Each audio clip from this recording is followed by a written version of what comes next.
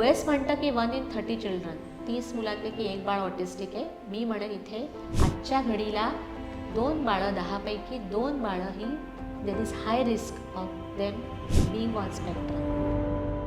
बाळ बोलत नाही, हा एका जागी बसत नाही, चला आपल्याकडे, त्या आईकडे बोट दाखवलं जातं. हिला शिस्तच लावता येत नाही, हिला नीट वाढवताच येत नाही. सगळ्या गोष्टींचा दोष हा इनडिरेक्टली त्या आईवर येतोच. पण इथे मला सांगायचं आहे, कारण ऑटिझम हा जन्माच्याही आधीपासून, म्हणजे मी म्हटल्याप्रमाणे त्याला जेनेटिक बेस आहे, हेरिडिटी बेस आहे, अनेक काही गोष्टी आहेत. आता मूल असं असल्यानंतर ना ते वडील खुश असतात, ना ती आई खुश असते, ना त्यांच्यातले वैवाहिक काही संबंध चांगले असतात, किंवा ज्याला म्हणतो की सगळंच काही डिस्टर्ब झालेलं असतं एका बाळामुळे. जर मला बाळावर काम करायचं असेल तर आधी मला माझ्यापासून सुरुवात करायची.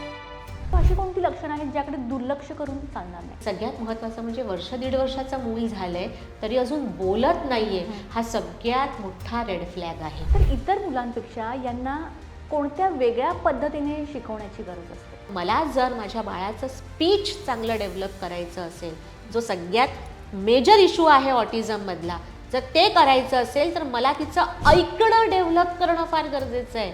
शी has to be a very good listener. If she is a good listener, eventually she will become a very good speaker. नमस्कार, मी हर्षाली लोकमत सखीच्या सुपर सखी या विशेष भागात आपल्या सगळ्यांचं स्वागत करते. मंडळी, आजच्या या भागात आपण एका महत्त्वाच्या विषयावर बोलणार आहोत, ज्याविषयी सगळ्यांना माहिती असणं गरजेचं आहे. विशेषतः पालकांना, ज्यांच्या घरात छोटं बाळ आहे त्यांच्यासाठी, आणि ओव्हरऑल आपल्या सगळ्यांसाठी, आणि ते म्हणजे ऑटिझम. आता ऑटिझम हा शब्द बरेच वेळा तुमच्या कानावर पडला असेल, पण त्याबद्दल पूर्णपणे माहिती तुम्हाला आहे का? तर त्याबद्दलच आज आपण बोलणार आहोत. तर ऑटिझम म्हणजे काय, थोडक्यात आणि सोप्या भाषेत सांगायचं झालं तर या मुलांची मेंदूची काम करण्याची पद्धत जी असते ती इतर मुलांपेक्षा थोडीशी वेगळी असते. खरं तर ही मुलं खूप हुशार असतात, फक्त त्यांना योग्य मार्गदर्शनाची आणि प्रेमाची गरज असते. तर आज त्यासाठीच अरुला फॉर ऑटिझमच्या संस्थापिका आपल्यासोबत आहेत, मयुरी रामदासी मॅम, आणि त्यांच्यासोबत आपण आज गप्पा मारणार आहोत, त्यांच्याकडून सर्व काही जाणून घेणार आहोत. आणि सगळ्यात महत्त्वाचं म्हणजे यांची ही जी संस्था आहे, या संस्थेमध्ये ते या अशा मुलांना सगळंच असेल, बोलणं असेल, राहणं असेल, एकंदरीत इंडिपेंडेंट कसं राहावं याबद्दल तर मार्गदर्शन करतातच, पण त्यासोबतच त्यांच्या पालकांना देखील मार्गदर्शन करतात. तर मॅम नमस्कार, खूप खूप स्वागत तुमचं. खूप खूप धन्यवाद हर्षाली, मला लोकमत सखीच्या या प्लॅटफॉर्मवर आमंत्रित केल्याबद्दल. खूप खूप धन्यवाद. थँक्यू. तर सगळ्यात आधी ऑटिझमबद्दल एकदम सोप्या भाषेत आपल्या प्रेक्षकांना कळेल अशा पद्धतीने ऑटिझम म्हणजे काय, आणि त्याचबरोबर एक मोठा गैरसमज पालकांमध्ये होतो. आता हा गैरसमज आहे की काय माहीत नाही, पण ऑटिझम आहे म्हणजे काहीतरी आजार आहे किंवा काय. तर खरोखर ऑटिझम आजार आहे? सगळ्यात आधी आपण ऑटिझमचा मराठी अर्थ समजून घेऊ. ओके. ऑटिझम म्हणजे स्वमग्नता. स्वमग्नता म्हणजे काय? जे बाळ आपल्यातच राहणं पसंत करतं, प्रेफर करतं, ज्याचा जगाशी असलेलं एक इनेट अर्ज असते प्रत्येकामध्ये, आतून आलेली एक इच्छा, आस्था, ती ज्या बाळामध्ये दिसत नाही, जे एकट्यातच राहणं, स्वतःमध्येच राहणं पसंत करतं, अशा बाळांना स्वमग्न बाळं म्हणतात. आणि त्या कंडिशनला स्वमग्नता म्हणजेच ऑटिझम असं म्हणतात. आता ऑटिझम म्हटल्यानंतर सगळ्यात आधी मला सांगायचं आहे की आजार म्हणून ह्याला लेबल करणं आधी बंद झालं पाहिजे. ओके. आणि हे माझं आवाहन संपूर्ण समाजाला आहे की ऑटिझम हा असा कुठला आजार नाही, तर ही एक न्यूरो डेव्हलपमेंटल कंडिशन आहे. आता यामध्ये काय असतं, तू अगदी एक्झॅक्टली बरोबर म्हणालीस की यांच्या मेंदूची कार्य करण्याची, काम करण्याची पद्धत किंवा त्याची प्रोसेसिंग ही इतर मुलांपेक्षा वेगळी असते. इतर मुलं म्हणजे कोणती? ज्याला आपण रूढार्थाने म्हणतो न्यूरोटिपिकल मुलं. ओके. तर ही जी बाळं आहेत या न्यूरोलॉजिकल कंडिशनला किंवा ज्या आपण म्हणतो बिहेवियरला साधारण न्यूरो डेव्हलपमेंटल कंडिशन असं म्हटलं जातं, आणि ती म्हणजे ऑटिझम आहे. आणि ह्याला आजार म्हणू नये, तर ही एक कंडिशन आहे जी योग्य दिशेने जर आपण उचित प्रयास केले आणि एक योग्य अप्रोच जर आपण अंगीकारला या बाळांना मोठं करताना, या बाळांना डेव्हलप करताना, तर नक्कीच ही बाळं खूप खूप प्रगती करतात आणि समाजात फार मोठ्या स्तरांवर पण जातात. मयुरी मॅम, अशी कोणती सुरुवातीची लक्षणं आहेत जी आपल्याला काहीतरी क्लिक व्हायला हवं की हे काहीतरी वेगळं होतं, किंवा अशी कोणती लक्षणं आहेत ज्याकडे दुर्लक्ष करून चालणार नाही? सगळ्यात आधी तर याला जो बेस लागतो तो म्हणजे सजग पालकत्वाचा. म्हणजे जर मी आई आहे, जर मी बाबा आहे आणि मला बाळ आहे एखादं छोटंसं नुकतंच जन्मलेलं किंवा वाढत असलेलं, तर त्याच्या डेव्हलपमेंटवर लक्ष ठेवून राहणं हे सगळ्यात महत्त्वाचं. यालाच मी सजग पालकत्व म्हणते. आणि हे लक्ष ठेवणं म्हणजे असं काहीतरी कॅमेरा लावून लक्ष ठेवण्यासारखं नसतं. तर काही माइलस्टोन्स ज्याला आपण म्हणतो की एका पर्टिक्युलर वयाला त्या गोष्टी अचीव झाल्या पाहिजेत. आणि जर त्या अचीव होत असतील तर याचा अर्थ मूल डेव्हलप व्यवस्थित होते. थोडक्यात काय तर 3 महिन्याचं बाळ आहे, 3-4 महिन्याचं बाळ, आणि जे आईच्या किंवा बाबांच्या आवाजाला किंवा घरातले आजी आजोबा असतात त्यांच्या आवाजाला रिस्पॉन्ड करायला लागतं त्याला. आणि रिस्पॉन्ड कसं करतं तर हसून. तर जे हसणं असतं बाळाचं ते साधारण 3 ते 4 महिन्याला सुरू होत असेल तर त्याचा अर्थ ते माइलस्टोन इज वर्किंग. येस, त्याला सोशल स्माईल म्हणतात. तर ती वेळेवर होती आहे. बऱ्याचदा ऑटिझम या कंडिशनमध्ये ही सोशल स्माईल डिलेड असते. म्हणजे आपल्याला दिसायला लागतं की आपलं बाळ 5-6 महिन्याचं आहे पण ते तितकंसं खिदळत नाही आहे, तितकंसं हसत नाही आहे, किंवा ज्याला आपण कुईंग साऊंड्स म्हणतात, बाळा आवाज काढतात या वयामध्ये, गिगलिंग साऊंड्स असतात, कुईंग साऊंड्स रिस्पॉन्ससाठी, स्टिम्युलसला रिस्पॉन्स देण्यासाठी. तर तसं दिसत नाही. तर हा काही पहिला मुद्दा आहे अगदी अर्ली एजमध्ये किंवा अगदी लहान वयात थोडंसं त्याबद्दल सजग होण्याचा. पुढे जाऊन जर बाळ 10-11 महिन्याचं झालेलं आहे, म्हणजे वर्षभराचं होत आहे, पण सिम्पल कमांड्स फॉलो करत नाही आहे. म्हणजे अरे उठ, जरा हा मोबाईल बाबांना दे, बरं ये माझ्या मांडीवर बस, बरं तुला दुधू हवं का, झोप हवी का, झोप आली आहे का, अशा छोट्या छोट्या प्रश्नांना जर ते उत्तर देत नसेल किंवा ते रिस्पॉन्ड करत नसेल, त्या कमांड्स फॉलो करत नसेल, आपल्यातच राहणं प्रेफर करत असेल, तर ती एक ऑल्सो अलार्मिंग साईन आहे. म्हणजे जसं तू विचारतेस की नेमकं कसं ओळखायचं या सगळ्या गोष्टींना. आपल्या नावाला, म्हणजे आपण कसं, मी हर्षाली हाक मारली, हर्षाली ओ देते मला, तर असं आपल्या नावाला ओ देणं किंवा रिस्पॉन्स करणं हेही या मुलांमध्ये मिसिंग असतं. ती बाळा आपल्या नावाला रिस्पॉन्स करत नाहीत. किंवा आय कॉन्टॅक्ट जो फार महत्त्वाचा असतो, जो मुलं डेव्हलप करतात साधारण 4-5 महिन्याला तो छान डेव्हलप व्हायला लागतो, तर तो आय कॉन्टॅक्ट पण त्याच्यात लॅकिंग असतं. आणि सगळ्यात महत्त्वाचं रिझन, या सध्या 1 वर्षभराच्या आतल्या ठिकाणी होणारे माइलस्टोन्स कदाचित नाही लक्षात येत पेरेंट्सना की हे होतंय की नाही, पण सगळ्यात महत्त्वाचं म्हणजे 1-1.5 वर्षाचं मूल झालंय तरी अजून बोलत नाहीये, हा सगळ्यात मोठा रेड फ्लॅग आहे. ओके, ही स्पीच डिले होतोय आणि तो डिले आपल्याला दुर्लक्ष करून चालणार नाही. तर मयुरी मॅम, आता खरं तर हा सगळ्यात महत्त्वाचा प्रश्न म्हणायला हरकत नाही की हे जेनेटिक म्हणजेच अनुवंशिक आहे का, आणि जर अनुवंशिक नसेल तर याचं काय असं ठोस कारण आहे की हे होण्यामागे मेन कारण काय असू शकतं? अगदी असा प्रश्न विचारलास की ज्या प्रश्नाचं उत्तर शोधण्यासाठी जगातले अत्यंत नावाजलेले संशोधक म्हणा किंवा ज्याला सायंटिस्ट म्हणतो, ज्या रिसर्चर्स म्हणतो, डॉक्टर्स म्हणतो, ते कामाला लागलेले आहेत. अजूनही autism is kind of a mystery. आपण म्हणतो ना, गुह्य काहीतरी आहे किंवा काहीतरी असं गोष्ट आहे की त्याचे अजून कारण नेमकं म्हणजे हेच कारण आहे आणि ह्याच्याचमुळे ऑटिझम होतोय असं अजून सिद्ध झालेलं नाही. ओके, पण तरीही जसं तू प्रश्न विचारलास जेनेटिक आहे का, तर येस, जेनेटिक हा बऱ्या अंशी हेरिडिटी म्हणजे अनुवांशिक, आणि जेनेटिक म्हणजे जीन्समध्ये असलेल्या गोष्टी, तर नक्कीच त्याला तो पुष्टी देतं की या ठिकाणी घरात कोणाला जरा आजार असेल. आणि खरं सांगायचं तर आता हे डायग्नोसिस वगैरे व्हायला लागले. पूर्वी 50 वर्षापूर्वी कुठे काय होतं, समजा आजोबांना असेल, अजून खापर पणजोबांना असेल किंवा अजून घरात, तेव्हा या गोष्टीच नाही. तेव्हा एवढंच समजलं जायचं की अरे हा माणूस जरा वेगळा आहे किंवा हे मूल आहे ना जरा वेगळं आहे, हे काय असं नाही. किंवा तेव्हा त्यांना ज्याला आपण रिटार्डेड म्हणतो, अरे वेडा आहे हा, खोळा आहे हा, असं समजलं जायचं. तर ते नेमकं कारण कळणं ते महत्त्वाचं आहे. त्यामुळे मी म्हटल्याप्रमाणे कारण असं अजून हे नाही आहे. बरीच कारणं असू शकतात. आधी सांगितलं जायचं की आईचं उशिरा जे वय असतं किंवा आईचं जे जास्त वयाची आई जेव्हा असेल, बाळ होताना तिचं वय वाढलेलं असेल तर ते कारण असू शकतं. पण तुला खरं सांगू हर्षाली, मी आमच्या अरुलामध्ये अशाही आया बघते की अगदी 20-21 वर्षाचं वय आहे आणि मूल आहे झालेलं, आणि तरीही ते ऑटिस्टिक आहे. म्हणजे तोही बेस पूर्णपणे खरा नाही आहे. तर अनेक अशी कारणं आहेत की ज्याच्यामुळे त्याचा कात्याकूट करायला गेलो आपण की नक्की कारण काय, नक्की कारण काय, तेवढं तर एक कुठलं कारण समजणार नाही. बरोबर. पण देर आर मल्टिपल ऑप्शन्स की याच्यामुळे होऊ शकतो. तर मयुरी मॅम, तुम्ही आत्ताच म्हणाला तरी पण मला विचारावं वाटतं की बरेच वेळा काय होतं की बाळ जेव्हा 1-1.5 वर्षाचं होतं तेव्हा आपल्यापेक्षा जास्त जे आजूबाजूला असतात ते असं कधी कधी म्हणतात, अरे 1-1.5 वर्षाचं झालं अजून बाळ बोलत नाही, आमचं तर बोलायचं. तर अशी जेव्हा सिच्युएशन येते तेव्हा याचा अर्थ असाच असतो का की हे ऑटिझमचा काहीतरी प्रकार आहे, की हे नॉर्मली पण काही मुलं असतात जी लेट बोलायला सुरुवात करतात? स्पीच डिले म्हणजे ऑटिझम असं हे नाहीये. एक्झॅक्ट. पण ऑटिझम म्हणजे स्पीच डिले हे इक्वेशन आहे. म्हणजे जर ऑटिझम असेल तर स्पीच डिले हा असतो. हां, ओके. ओके, हे इक्वेशन आहे. पण जर स्पीच डिले असेल तर त्याला ऑटिझमच आहे असं नाही. असं काही नाही.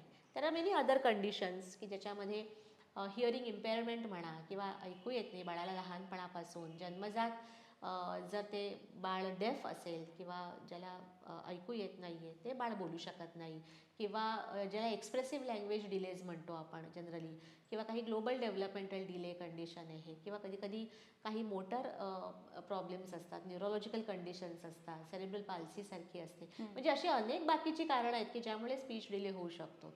पण जर मी ऑटिझम हा शब्द घेतला आणि आपण त्या विषयावर बोलतोय तर सांगण्यात मला फार महत्त्वाचं वाटतं की देर आर 3 सिम्पटम्स ज्या अतिशय महत्त्वाच्या आहेत, ज्या प्रत्येक आईने, प्रत्येक बाबाने आपल्या बाळामध्ये ऑब्झर्व करायच्या आहेत. त्यातलं पहिलं सिम्पटम म्हणजे स्पीच डिले, की बाळ बोलत नाही आहे, 1-1.5 वर्षाचं झालं तरी ते बोलत नाही आहे. दुसरं सिम्पटम जे आहे ते म्हणजे लॅक ऑफ सोशल स्किल्स, म्हणजे मी म्हटलं स्वमग्नता. स्वमग्नता जिथे येते तिथे बाळ दुसऱ्यांशी कनेक्ट होत नाही, त्याच्याच वयाच्या मुलांशी ते खेळत नाही. जशी मुलं एकत्र आली की खेळतात किंवा एन्जॉय करतात एखादी ॲक्टिव्हिटी एकत्रितपणे, ते मूल करत नाही, स्वतःला वेगळंच समजतं. किंवा गोंधळ झाला, बरीच माणसं आली की ते कावरं बावरं होतं, रडारड करायला लागतं, आदळापट करायला लागतं. त्यालाच मेल्टडाऊन्स असं म्हणतात ऑटिझममध्ये. तर त्या गोष्टी होतात. म्हणजे सोशल स्किल्स डेव्हलपमेंट हा प्रॉब्लेम असतो की होत नाही ती. आणि तिसरं महत्त्वाचं म्हणजे there is presence of repetitive behaviour. म्हणजे काय की एखादं पर्टिक्युलर एखादा वस्तू आहे तीच हातात त्याला दिवसभर लागते. म्हणजे एखाद्या गोष्टीवर फिक्सेट होणं किंवा रिपिटेटिव्ह बिहेवियर म्हणजे हँड फ्लॅपिंगसारखी गोष्ट करतच राहायची, किंवा टो वॉकिंग म्हणतो, म्हणजे टोजवर आपल्या ह्याच्यावर पायाच्या अगदी बोटांवर चालायचं. आणि अशा अनेक गोष्टी आहेत की प्रत्येक बाळाची काही वेगळी कॅरेक्टरिस्टिक्स असते, पण ते असं काही एक बिहेवियर दाखवतं की जे अशी नॉर्मली बघता बाकीची न्यूरोटिपिकल मुलं दाखवत नाही. In addition to all these symptoms. कळलं का? ओके. मग आता जसं आपल्याला माहिती आहे की ही मुलं तशी हुशार असतात, यांना प्रेमाची आणि योग्य मार्गदर्शनाची गरज असते किंवा वेगळ्या पद्धतीने शिकवण्याची गरज असते.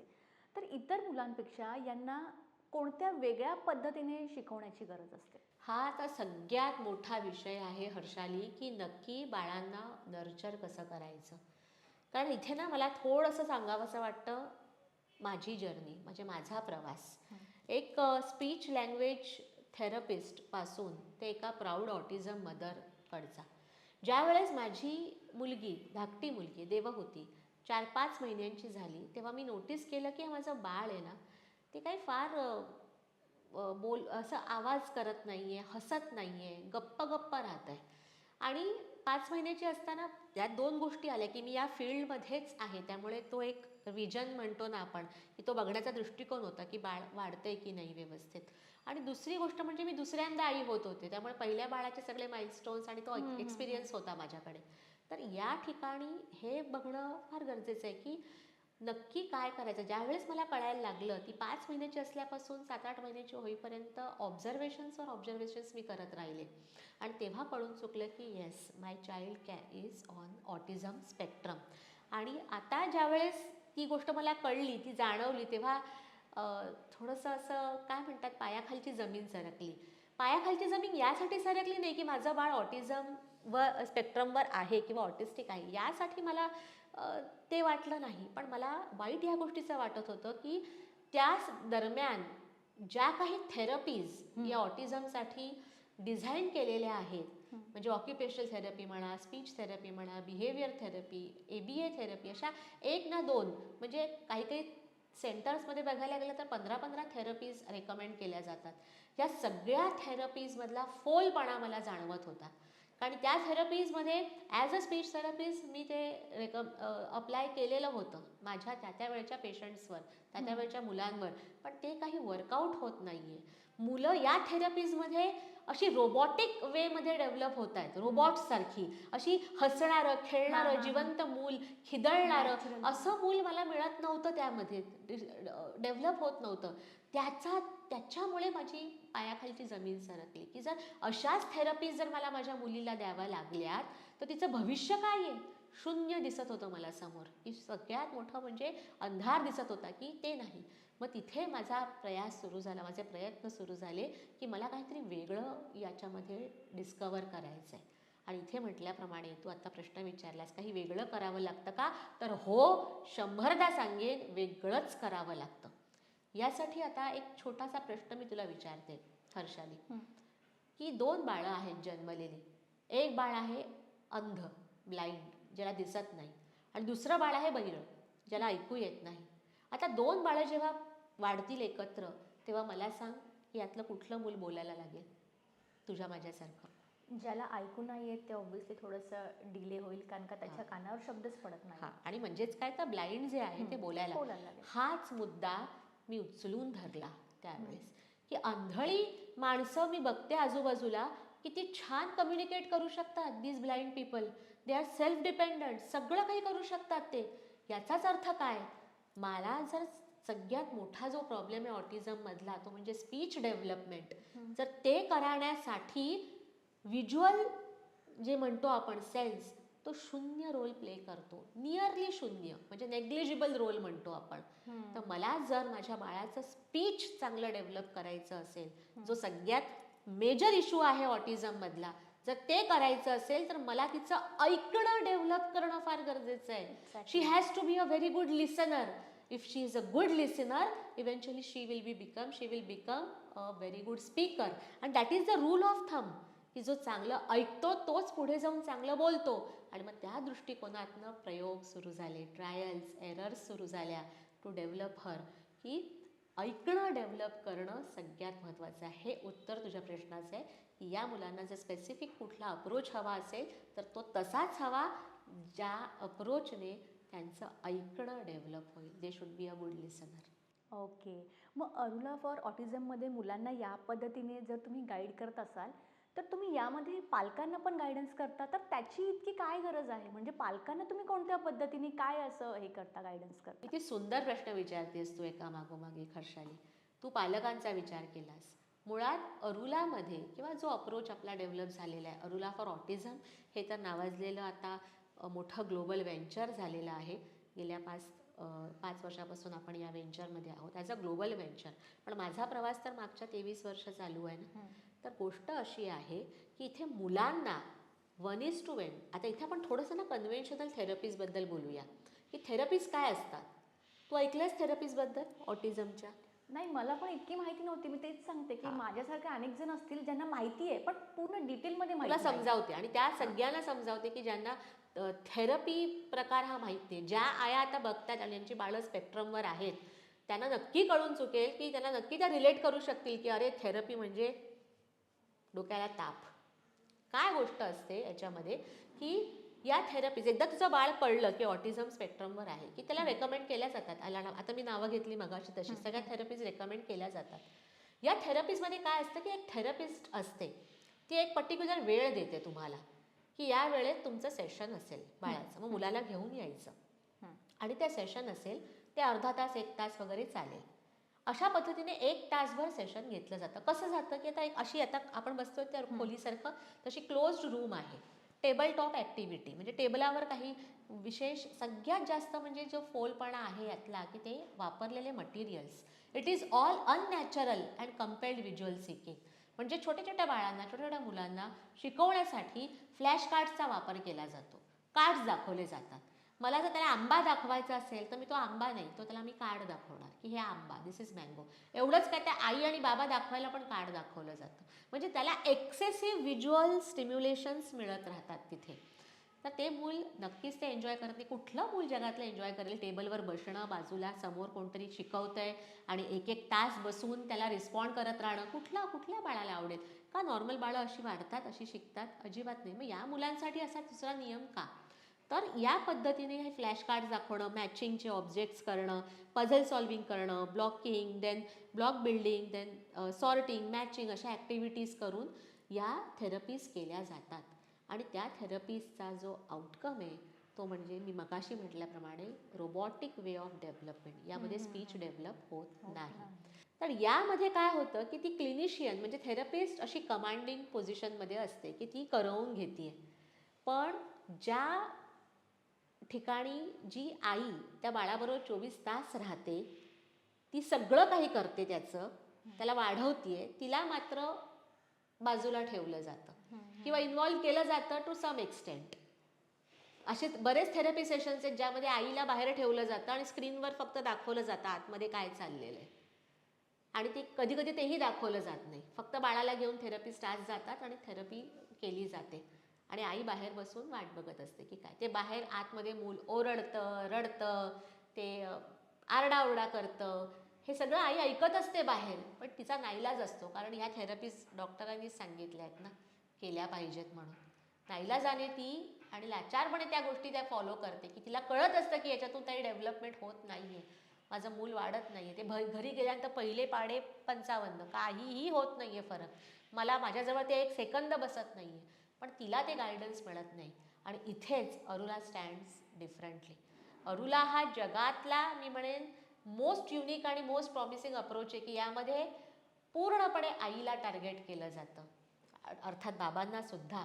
पण मी म्हटल्याप्रमाणे इथे 2 स्टेटमेंट्स मी फार क्लिअरली मेन्शन करते की बाळाचं घर is the best therapy centre. Best therapy centre असतं बाळासाठी त्याचं घर. आणि या जगातली सगळ्यात बेस्ट थेरपिस्ट त्याच्यासाठी असते, ती म्हणजे त्याची आई. आता त्या आईकडे 2 गोष्टी असतात. मी नेहमीच सांगते, प्रत्येक पॉडकास्टमध्ये सांगते की तिचा आवाज आणि तिचा स्पर्श या 2 गोष्टींचा इतक्या चपखलपणे उपयोग करून घेतला जातो अरुलामध्ये की जेणेकरून आपल्याला खूप छान आउटकम्स मिळायला लागतात. म्हणून अरुला is defined as mother centred but child directed approach. आणि एका आईचा रोल या बाळांना नर्चर करण्यासाठी खूप महत्त्वाचा आहे. तिने कितीही ठरवलं, तिच्याकडे किती गडगंज पैसा असू दे, तिने ठरवलं फक्त की मी आता बाहेरून कोणतरी थेरपिस्ट लावेन आणि मी खूप पैसे हुशार आणि एक्सपेन्सिव्ह महागडी थेरपिस्ट लावेन, पण मी माझ्या बाळाला डेव्हलप करेन, तर ते होणं शक्य नाही. शेवटी या 2 गोष्टी स्पर्श आणि आवाज या फक्त आणि फक्त त्या बाळाला त्याच्या आईकडूनच मिळू शकतात. ही खरी गोष्ट आहे. म्हणून पालक, एस्पेशली मदर, ही फार मोठी महत्त्वाची ज्याला एंटिटी म्हणतो ती आहे अरुलामध्ये. मयुरी मॅम, जर योग्य वेळी जर त्यांना योग्य प्रेम आणि योग्य मार्गदर्शन जसं तुम्ही म्हणालात ते जर मिळालं तर त्यांच्यामध्ये कोणते पॉझिटिव्ह चेंजेस दिसू शकतात? सगळेच. म्हणजे तुला खरंच सांगते, तू आत्ताच पॉडकास्ट सुरू व्हायच्या आधी देवहूतीला भेटलीस ना, कसे वाटलं तुला? मला का ओळखता तुम्ही सांगितल्यानंतर आता हे का मला सांगते, देवहूती म्हणजे माझी धाकटी मुलगी तुला दाखवली. She is a very good orator. Orator म्हणजे काय? कथा वगैरे सांगणं, कविता रचणं किंवा कविता म्हणून दाखवणं, कविता वाचन म्हणतो, कथा वाचन म्हणतो किंवा एखादी गोष्ट समजावणं म्हणतो. She is a very good orator. ह्या गोष्टी ती खूप सुंदर करते. She is a very good speaker, म्हणजे एमिनंट स्पीकर आहे. अगदी स्टेजवर जाऊन 100 लोकांसमोर उभी राहून छान आपली मतं, आपलं स्पीच मांडू शकते. ती खूप सुंदर डिबेटर आहे. डिबेटर म्हणजे तुला कळतं डिबेट करणं, डिबेट म्हणजे वादविवाद स्पर्धा, ती त्याच्यातही जिंकलेली आहे. आणि ती स्पेक्ट्रमवर आहे. तर एवढं सगळं असून जर एखाद्या मेकअपचा, अरे ती ऑलराऊंडर आहे. म्हणजे मेकअप म्हणा, कुकिंग म्हणा, स्वयंपाक म्हणा किंवा ज्याला आपण म्हणतो आर्टिस्ट म्हणा, कला, तिच्या दोन्ही ज्या एक्झाम्स असतात आपल्याकडे, एलिमेंटरी, इंटरमिजिएट, तिला A+ ग्रेड आहे. आता तिला 10वीमध्ये 89% मिळाले. ती मुंबईच्या नावाजलेल्या सेंट झेवियर्स आर्ट्स कॉलेजमध्ये आता सायकॉलॉजी 11वीला आहे आणि पुढे तिला सायकॉलॉजिस्ट व्हायचं आहे. आणि तुला खरं सांगू हर्षाली, माझं बाळ मला सांगते की आई मी सायकॉलॉजिस्ट होऊन ना अरुला केअर थेरपिस्ट बनणार. मी माझ्यासारख्याच छोट्या छोट्या बाळांना, त्यांच्या मदर्सना मी ट्रीट करणार, मला एवढं करणार. म्हणजे याहून अजून अचीवमेंट म्हणतो ती काय असू शकते जर मी हे. आणि का मी एवढं सगळं सांगते देवहूतीबद्दल? कारण सांगू तुला, प्रत्येक ऑटिस्टिक बाळात किंवा प्रत्येक असं न्यूरोडायव्हर्जंट वेगळ्या अशा बाळामध्ये मी देवहूतीला बघते आणि माझं मिशनच हे आहे, माझं जी ध्येयच हे आहे की प्रत्येक आई ही मयुरी रामदासी बनावी आणि तिने त्या पद्धतीने आपल्या बाळाला डेव्हलप करावं.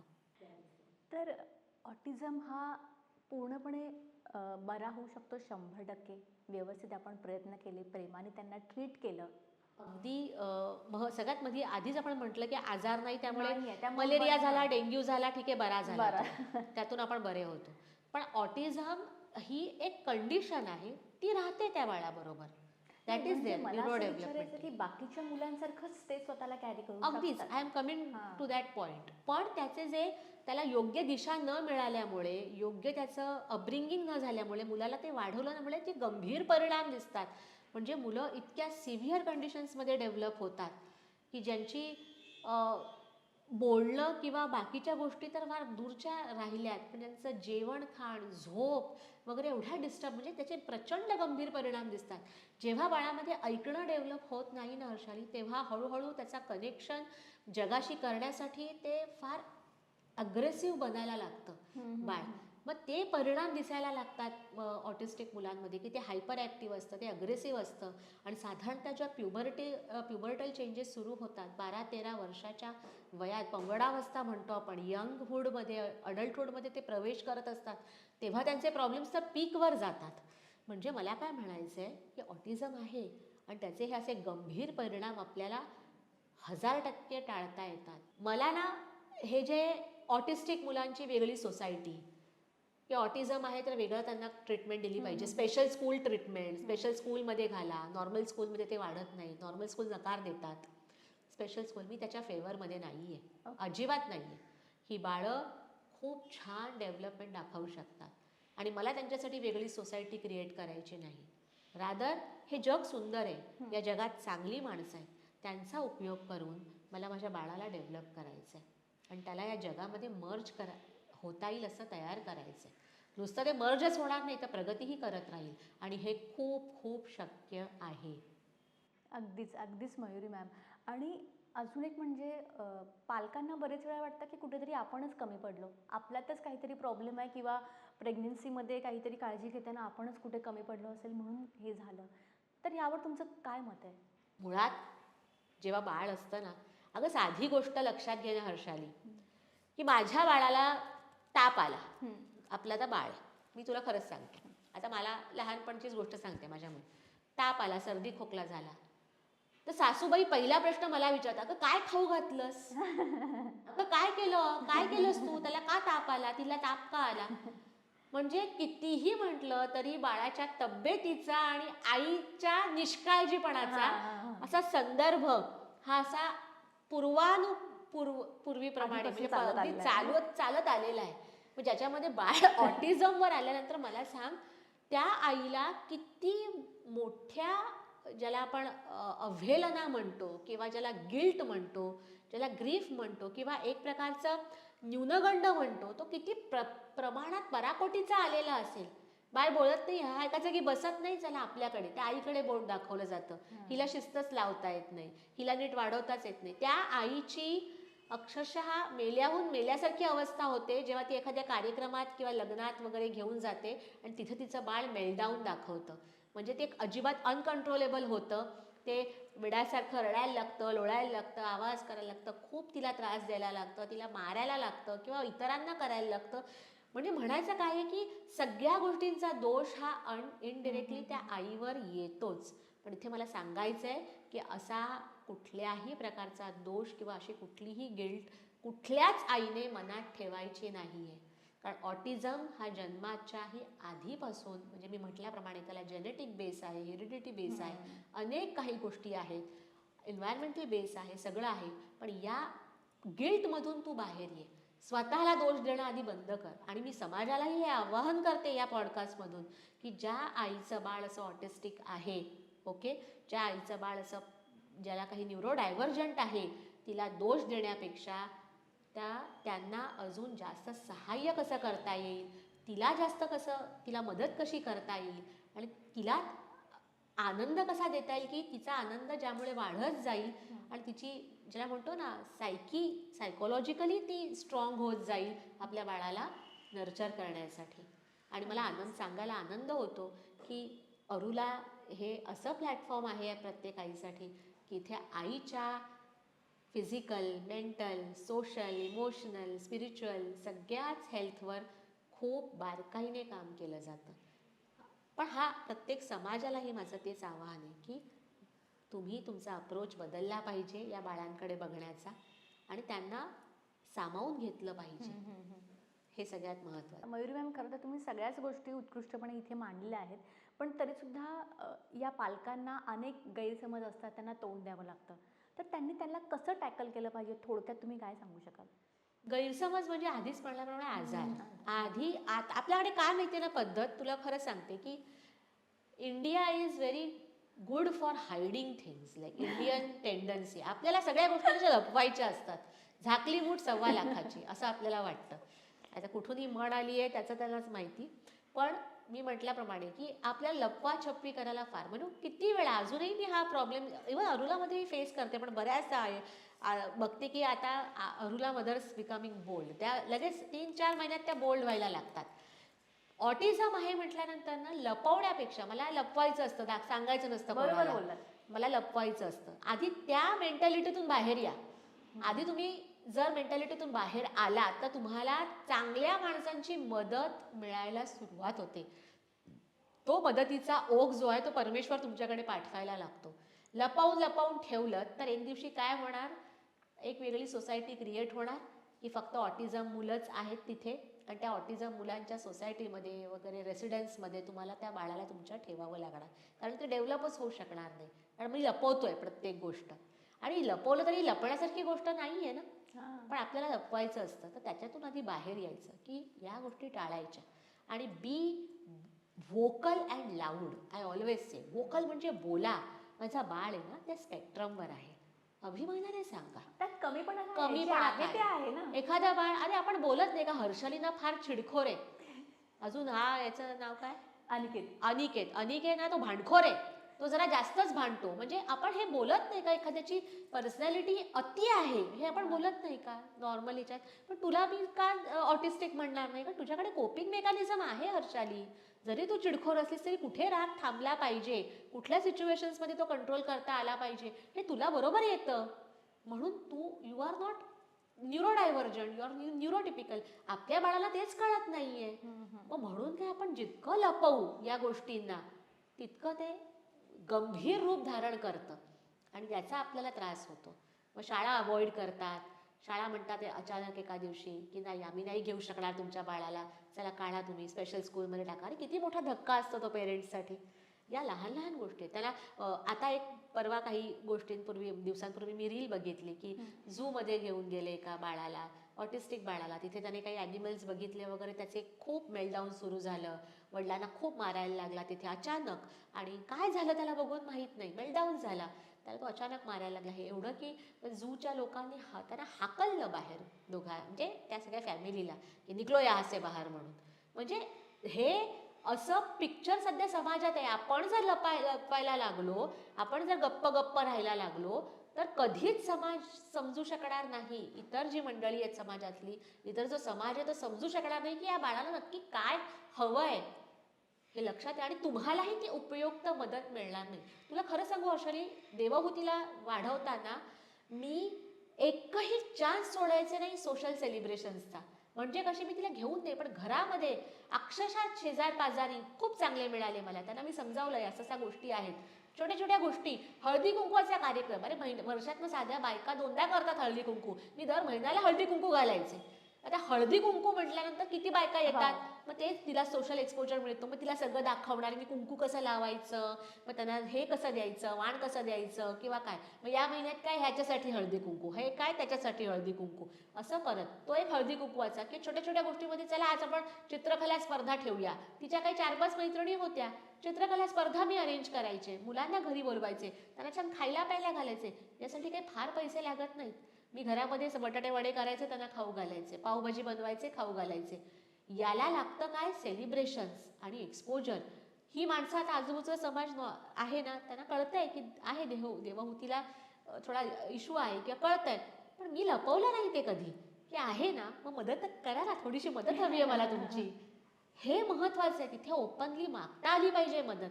आणि जे देणार नाहीत किंवा ते जे तुच्छ लेखतील तुम्हाला, त्यांना एका कानाने बघायचं, एका कानाने सोडून द्यायचे त्यांचे विचार. त्यांच्याकडे जायचं नाही परत. पण त्या 10 पैकी 5 माणसं तर चांगली मिळतील ना तुम्हाला, जी तुम्हाला मदत करायला तयार आहेत. हे लक्षात घ्यायचं. So be vocal and loud हे सगळ्यात महत्त्वाचं आवाहन मी या पॉडकास्टमधून ऑटिस्टिक पेरेंट्सना करू इच्छिते. अगदीच. तर आता हे ऑटिझम वगैरे आता आपल्याला सगळं माहिती आहे किंवा तुम्ही इतकं छान पद्धतीने सगळ्यांना जागरूक करताय, पण आधी तर या गोष्टी नव्हत्या. मग तेव्हा पण ऑफकोर्स ऑटिझम असेलच, तर तेव्हा काही कळूनच येत नसेल ना, की एखाद्याला असं आहे हे सगळं त्यावेळेस मागच्या काळात जेव्हा ऑटिझम असायचा तेव्हा त्याला वेडगळ किंवा वेगळंच आपण आहे म्हणू, काहीतरी. वेडगळ आहे, वेडा आहे, खुळा आहे, करू शकत नाही म्हणून ते हे होऊन जायचं. आता लक्षात घे की ऑटिझमचा इन्सिडन्स हा 1,500 मध्ये एक होता. 1970-80 साली वगैरे ज्यावेळेस केलं, 1,500 मुलांमध्ये एकाला ऑटिझम. हम्म. आजचा जर काळ बघितला असतो, 100 वर्षाच्या काळामध्ये हा इन्सिडन्स इज काय रॉकेटेड. म्हणजे ज्याला आपण म्हणतो, म्हणजे US म्हणतं की 1 in 30 चिल्ड्रन, 30 मुलांपैकी एक बाळ ऑटिस्टिक आहे. मी म्हणेन इथे की हाही 2 वर्षापूर्वीचा डेटा आहे. आजच्या घडीला 2 बाळं 10 पैकी 2 बाळं ही there is high risk of them being on spectrum. हे इतकं कठीण आणि महत्त्वाचं हे बनत चाललेलं आहे. म्हणजे एखाद्या क्लासरूममध्ये तुम्हाला 5 ते 6 मुलं एका काळ असा येईल की दिसतात की 5 ते 6 बाळं ही स्पेक्ट्रमवर आहेत, असू शकतात जर त्यांना नॉर्मल शाळेत ॲडमिशन दिली तर. पण तसं होत नाही. बऱ्याचदा त्यांना स्पेशल ह्याच्यामध्ये द्यावं लागतं. पण this is the figure. 2 in 10 children they are at risk of having autism. तर मयुरी मॅम, वेळात वेळ काढून तुम्ही मला वेळ दिला, इतकं चांगलं मार्गदर्शन केलं. खरं तर आता जे पेरेंट उभी असतील त्यांना याचा नक्कीच फायदा होईल आणि तुमचे खूप मनापासून धन्यवाद. Thank you so much. तर मंडळी, अरुला फॉर ऑटिझमच्या संस्थापिका मयुरी रामदासे आज आपल्यासोबत होत्या. खूप उत्कृष्ट असं मार्गदर्शन त्यांनी केलेलं आहे. आय होप तुम्हाला याचा नक्की फायदा होईल. आणि मंडळी, एक गोष्ट लक्षात घ्या, ऑटिझम हा आजार नाही आहे, हे एक वेगळेपण आहे. त्यामुळे पालक म्हणून स्वतःला दोष देऊ नका. काही गोष्टी मंडळी आपल्या हातात नसतात, त्या ॲक्सेप्ट करा आणि सगळ्यात महत्त्वाचं एक समाज म्हणून याला स्वीकारा आणि मोटिवेट करा. थँक्यू.